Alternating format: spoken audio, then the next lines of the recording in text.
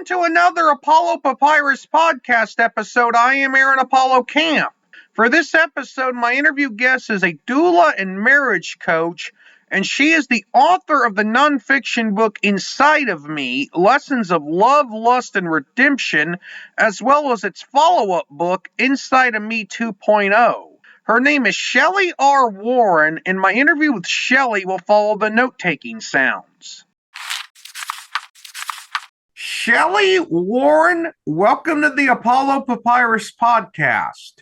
Thank you. Oh, I do have one request before we start. Okay. My name is Shellie R. Warren, so anytime you do like any press on it, just please make sure to put the R in there. Okay, I'll start over. Okay, thank you. Shellie R. Warren, welcome to the Apollo Papyrus podcast. Thank you very much. Feel free to introduce yourself to our listeners.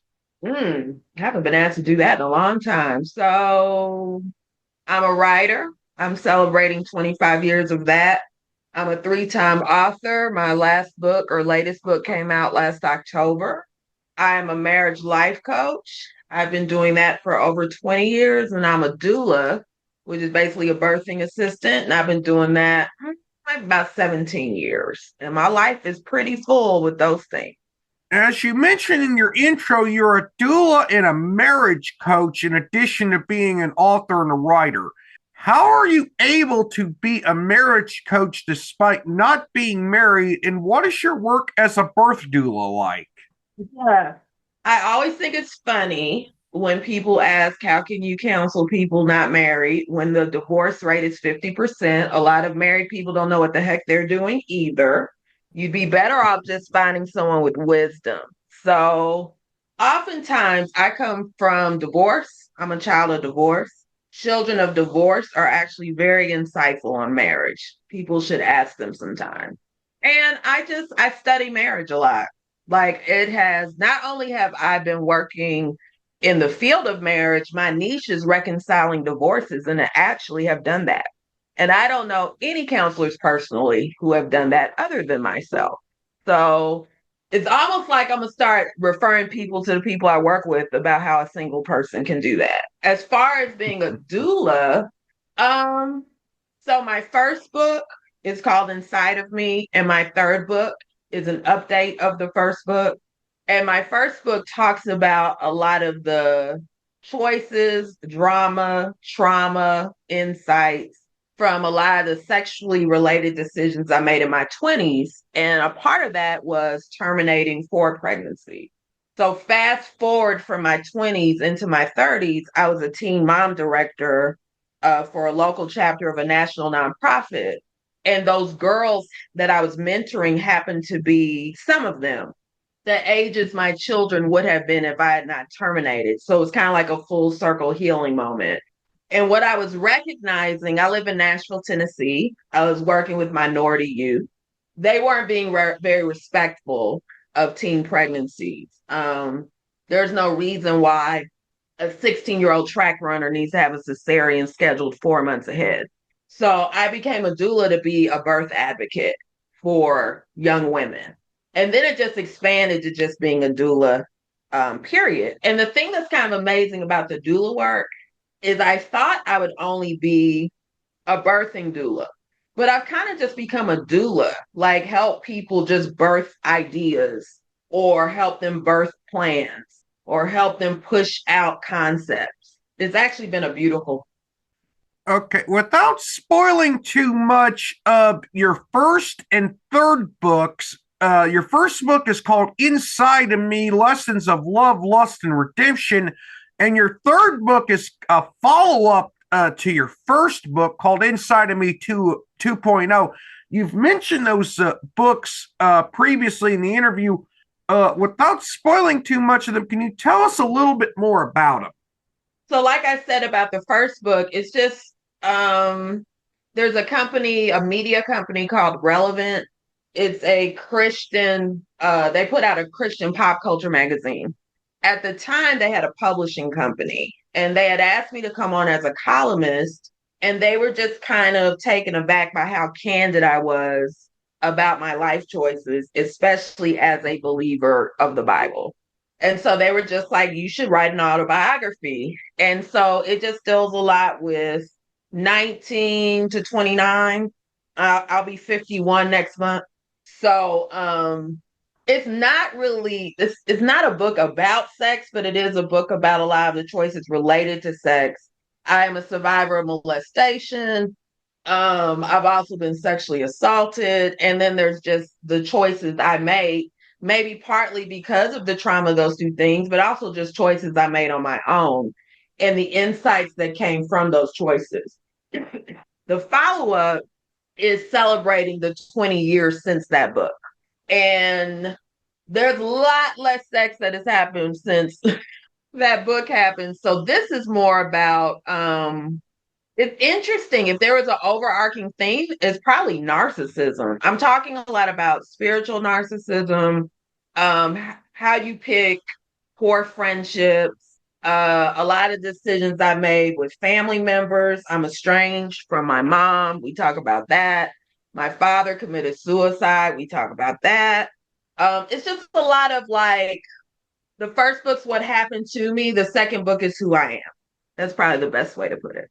The book in between, because I did say three, it's called Pure Heart. I'm not as emotionally attached to that book. I used to tour with an organization that dealt with sex and porn addiction. I worked with them for 9 years. And they had a trilogy collection. And I was the female voice in the trilogy books. So that's the only, but I mean, I did write it, but I'm just not as married to that as the first and the third. You formed your own publishing imprint, Perez Linen, for your books. Although your first book, the first of the two Inside of Me books, was published before you formed your own imprint many years ago. What has your book publishing journey been like, and what is it like to form your own imprint? It is so thorough that you would ask me that. So, back when my first book came out, we still had bookstores.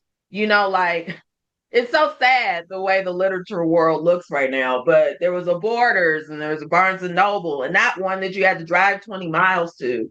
So there was a thrill in like here in the city, them putting my book on display in the front window or listing it as a top 10 reader for local writers. Oh, that was awesome. So that was the upside of having a publishing company. Being published. But the flip side was I actually negotiated 15% of the royalties on my book. At the time, even best-selling authors, a lot of them were only getting 9%. So I negotiated 15% of the book and I negotiated the cover. And what the cover has me on it, actually. It's like an artistic photo of me. What that means to people that don't understand that is when you have a publishing deal, it's kind of like they hire you to write your own stuff. So the cover belongs to them, the book belongs to them. You only get a small percentage because they have to make the money back from the marketing and the design and blah, blah, blah, blah, blah, blah, blah. And so I negotiated the cover as well, which meant Relevant published the book one time, one print rights, and then it went to me. And then I found a smaller publishing house to do the second print. But even since then, now like Amazon, you can print your own, right? Everything, the internet just changes everything. The second book, again, I was hired through another company. So I got paid in advance. I got paid in advance with Relevant too. That's another thing to keep in mind. Because I live in Music City, here's a sidebar. We're not called Music City because of country music. We're called Music City because of the Fifth Jubilee singers. Look it up. But because I do live in Music City, I have a lot of entertainment industry friends. And the record industry and the publishing industry are very similar in the sense that you'll get this advance money. But what a lot of people don't realize is you have to make that money back before you see more money. So I got an advance with the first book and then saw some money on the back, but it wasn't a best-selling book. And then I got an advance with the second book. It was a little bit of a different experience because I had a great relationship with the Relevant team, my editor, the marketer. Everybody was very concerned that I was pleased. The second book, because it was more work for hire, we it was a little bit of rough water. And so when it came time to do the third book, my platform's pretty solid as a writer. Again, I've been writing for 25 years, so I'm pretty confident I could have gotten a publishing deal, but I already knew what that was like. So I just wanted to try another route. And so now there are companies out here where you can pay a flat fee up front and they will do all of the work that a traditional publishing company will do, but you make all the money back on the back end. They don't take a cut. And they have the distribution that traditional publishing companies have. And yes, like you said so thoroughly, they will offer you an imprint. And I was like, oh, wow. I just like the concept of, and I think I will do this moving forward, actually. I had a pretty good experience with them. Perez Linen is the imprint and is what I would have named my children if I had had children. Children past the trauma children. If I had children moving forward. So I just call it, it's like a way of acknowledging creative babies since I won't be having literal babies because again, I'll be 51 next month. In addition to the three books you've written articles for more than 70 different publications. We don't have enough time for you to list every single publication you've written an article for, but what are some of the publications you've written articles for, and what types of articles have you written for them? Oh, Lord. What a question. I was a columnist for an entertainment niche publication of the Tennessean.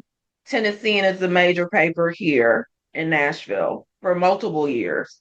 I was a creative director slash writer for a publication here called Her Nashville. Outside of that, like Women's Health Magazine, I'm a current writer now for XO Nicole. I used to write for a male publication. I had a couple people called King Magazine, which would really trip people out if they Google what that is, but they were a joy. A Black lifestyle publication called Upscale, another Black publication called Sister to Sister. I've written for Naturally Curly. I mean, like, woo, it's been a lot. What I write, I mean, I got my start and this, I'm gonna shout this out actually, a magazine called Dig, and shout out to Dig. Dig used to be, I'm sure they don't exist now. It was an entertainment publishing company that Journey, the shoe store, put out. And my first assignment ever, like with an official byline, was India Ari, which is how she ended up being the forward for my first book.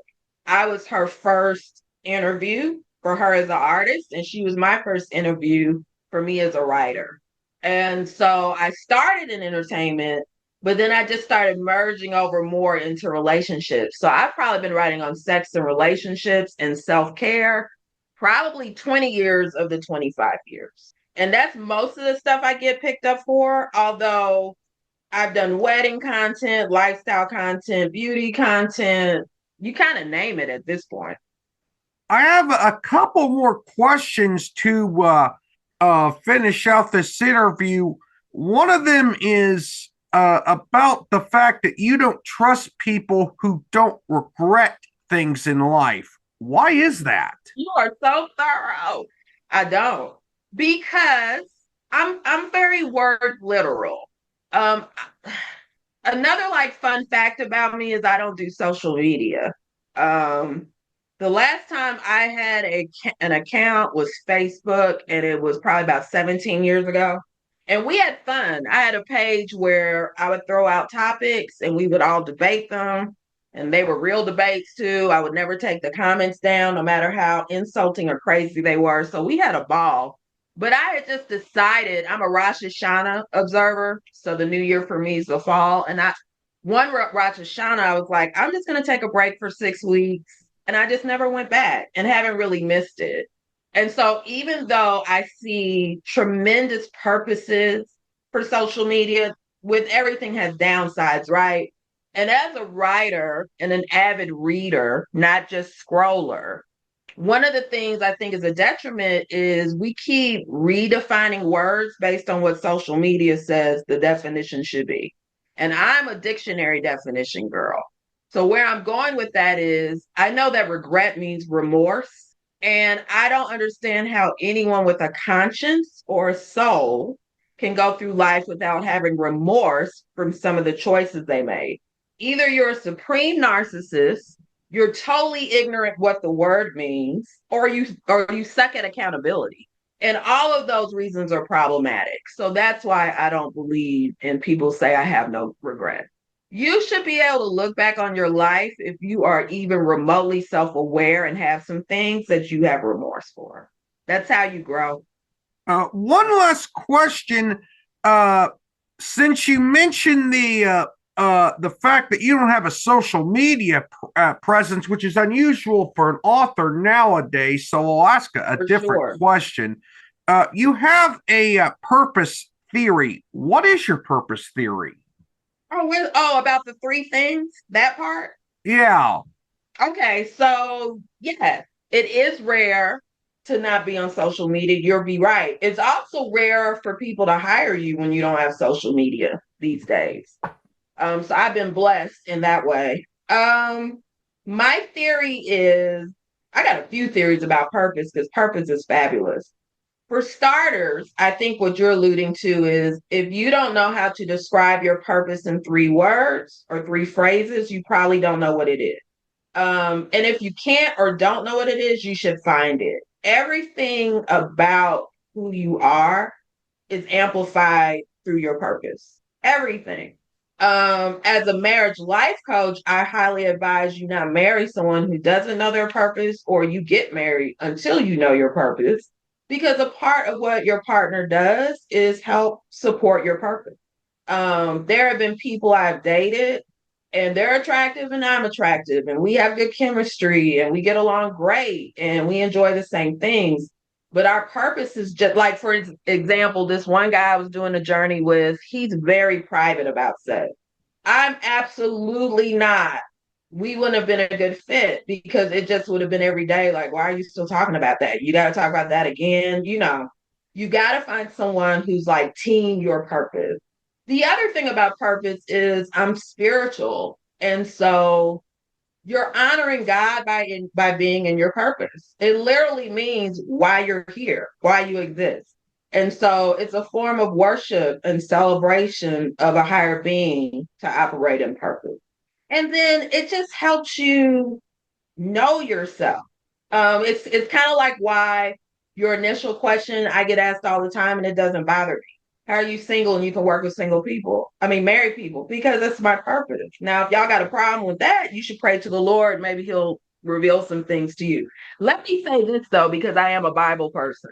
Anybody who's also a Bible person listening to this, please remember the three people who spoke the most on marriage in the Bible were Moses and Paul and Christ, and only one was married, and that's Moses.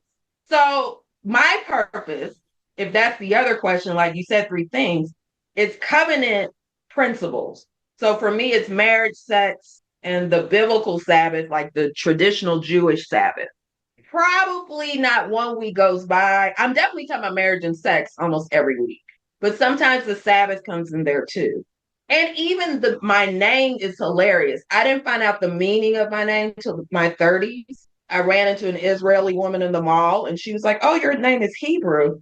I was like, "How?" Remember, I'm very biblical, and I like Hebrew culture a lot. And she was like, "Oh, your name's Hebrew," and I was like, "Girl, my name is Shellie." She said, "Yeah, it means you belong to God." And I looked up a scripture in the Bible, Ezekiel 16, and there's a line that says, "I made a covenant with you and called you mine," which is kind of my anchor scripture. But it also like amplifies the covenant thing. My name means belonging to God, and that scripture says, "I made a covenant with you." And my whole purpose is about covenant. Just making commitments, sticking to them, and being as healthy as you can within those promises and commitments. That's what I'm here to do, help people do that. Shellie, you are a fantastic guest to interview, and I thank you for appearing on the Apollo Papyrus podcast. You are a thorough researcher. Thank you for being that. That's refreshing. For those of you that are counting, this episode is the 60th episode of season 9. And it's been wonderful to interview so many authors and other important people in the writing world this season. This is Aaron Apollo Camp reminding y'all to find your writing and reading purpose. Bye for now.